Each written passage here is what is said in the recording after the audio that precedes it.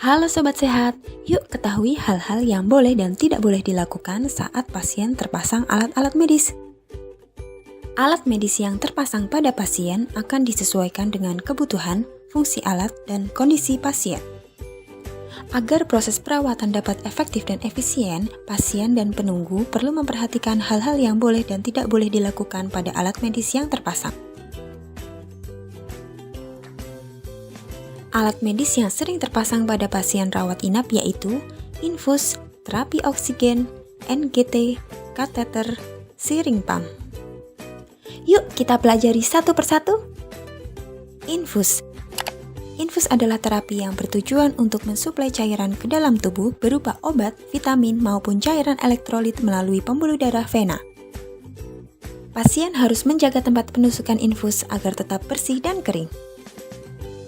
Beritahu petugas bila nyeri bertambah pada tempat penusukan, infus tidak menetes, keluar darah pada selang infus lepas atau tercabut, serta terdapat reaksi alergi.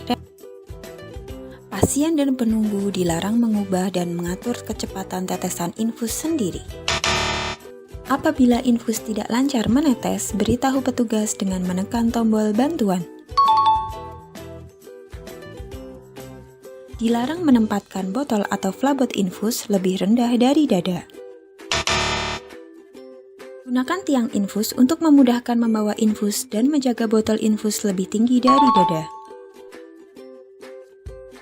Terapi oksigen. Terapi oksigen merupakan pemberian oksigen melalui alat yang bertujuan untuk memenuhi kebutuhan oksigen pada tubuh pasien. Terapi oksigen di ruang rawat inap diberikan menggunakan manometer dan humidifier serta selang dan masker oksigen. Beritahu petugas bila udara atau aliran oksigen tidak terasa, kondisi pasien bertambah sesak jika selang oksigen terlepas. Pasien dan penunggu dilarang mengubah dan mengatur kecepatan aliran oksigen sendiri. Beritahu petugas apabila pasien bertambah sesak atau oksigen tidak terasa. Kateter atau selang pipis. Kateter adalah sebuah selang lentur yang digunakan untuk mengeluarkan air kencing pada kandung kemih bagi pasien yang memiliki hambatan untuk buang air kecil secara normal. Saat terpasang kateter, beritahu petugas bila kantong urin penuh. Beritahu petugas bila nyeri bertambah pada tempat pemasangan selang. Pastikan kantong urin lebih rendah dari kandung kemih atau perut. Saat terpasang kateter, pasien dilarang mengejan untuk buang air kecil, mencabut dan menarik selang kateter, membiarkan ujung kantong urin terbuka, menekuk selang kateter tanpa pengawasan petugas. Berikut adalah cara membuka dan menutup salah satu contoh kantong urin. Pastikan kantong urin selalu dalam keadaan tertutup. Nasogastric tube atau NGT. NGT merupakan selang yang terpasang melalui lubang hidung hingga ke lambung yang berguna sebagai akses pemberian nutrisi bagi pasien yang tidak mampu makan melalui mulut dan atau untuk mengevaluasi isi lambung pasien. Perhatikan batas pemasangan selang pada sekitar hidung. Segera lapor petugas bila selang tercabut atau tidak terpasang sesuai penanda. Beritahu petugas bila pasien mual atau muntah.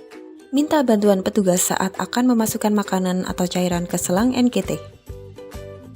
Jaga kebersihan mulut pasien dan bersihkan spot NGT setelah dipakai. Pastikan ujung selang NGT selalu dalam keadaan tertutup.